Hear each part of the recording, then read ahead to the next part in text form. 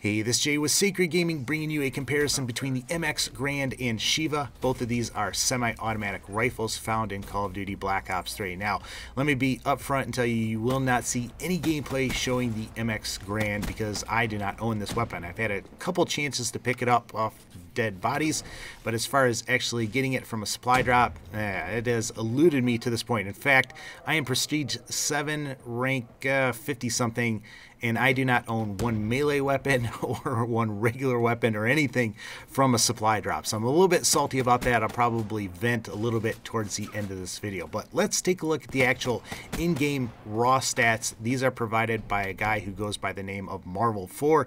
If you want to see those stats, let me know and I'll send you a link to those so you can check them out for yourself. And I should say that the time I'm making this video is February 24, 2016. We all know how fast these stats change and everything like that. So keep that in mind when you're viewing this video. But let's get into these. Let's start off with the actual stats that are pretty similar. In the similar department, we've got movement. Both of these rifles, you're going to be moving at 95%. That's typical of an AR. And you're going to be moving at 40% when you're aimed down sight. So they both have the same identical stats as far as that.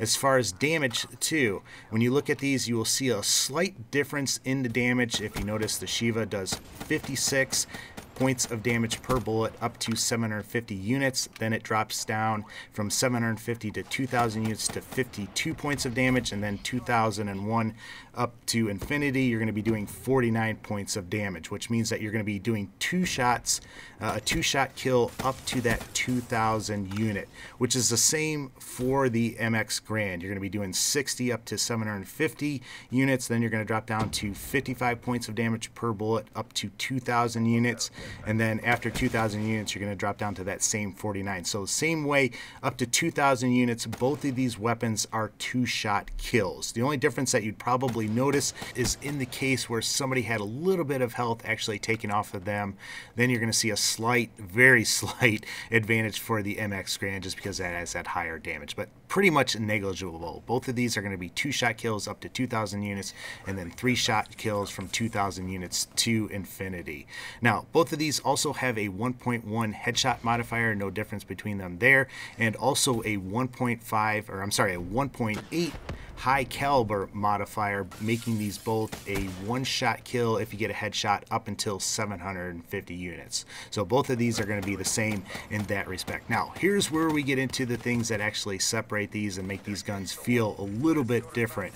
First up, we've got rate of fire. Rate of fire on the Sheiva is 257 rounds per minute. Remember, these are semi-automatic weapons, meaning the faster your trigger finger is, the faster these guns will fire. They are governed, though, and they cannot fire faster than what they're governed at. So your top speed is 257 rounds per minute. For the Sheiva, you can bump that up to 273 rounds per minute if you add on rapid fire.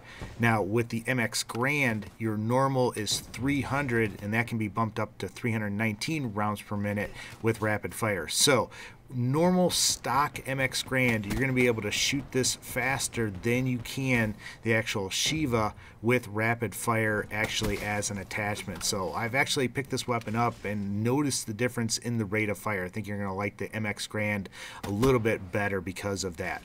Now, magazine size, though, the Sheiva has an advantage. It's going to be able to carry 20 rounds in that magazine.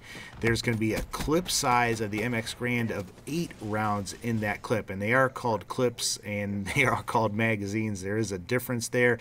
Basically, when you think about it, a magazine feeds ammunition or ammo into a weapon, and a clip feeds ammo into a magazine. Now, there is no real magazine, though, with the MX Garand, so it is using a clip, though, in it. So when you're talking about these, if you care, some of you guys could care less whether it's a magazine or a clip.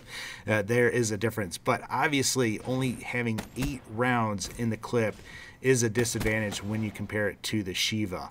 And I'll say this too, you cannot reload this. You actually have to shoot it and empty the clip before the gun will reload on the MX Garand. Whereas with the Sheiva, you can shoot half of the magazine off there and actually reload it. But the reload speed, as far as when they're empty, goes to the actual MX Garand. It does reload faster in that respect. And then the only other difference, and it's just a slight difference, the aim down sight sight, the amount of time where you pull the gun up to shoot, pull the gun up to aim down the sights to shoot.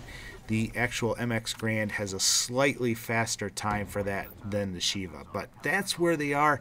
I think you will find that you like the MX Garand, the way it feels compared to the Sheiva, a little bit better.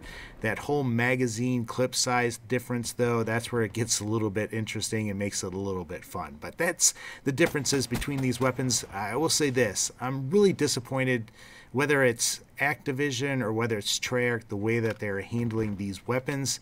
I'm a season pass owner, I paid for the game, and it's kind of frustrating not being able to use these weapons, especially when it feels like the crypto keys are coming really slow. It's probably just the rank that I'm at, and it's probably not anything different. I probably just want them so bad, it just feels like they're coming slow. But I'm just kind of bummed that I cannot get these weapons for myself. And I really don't like. I'm okay with people paying for things, for Call of Duty points and paying for things, as long as they're cosmetic. When you can pay for things and get the chance at a weapon, though, I really don't like that. And I really don't like that it's all pretty much about gambling.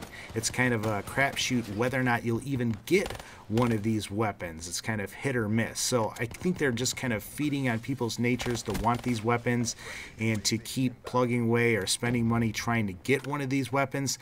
So I don't like that. I think they're taking advantage of us, and I'd much rather see them either just sell the weapons outright or really give it to us season pass owners or give it to DLC buyers. I think that would encourage people to get the DLC, seeing that they could get these weapons. I remember when the Peacekeeper came out in Black Ops 2, everybody got that as part of the DLC, so I'd much rather see that.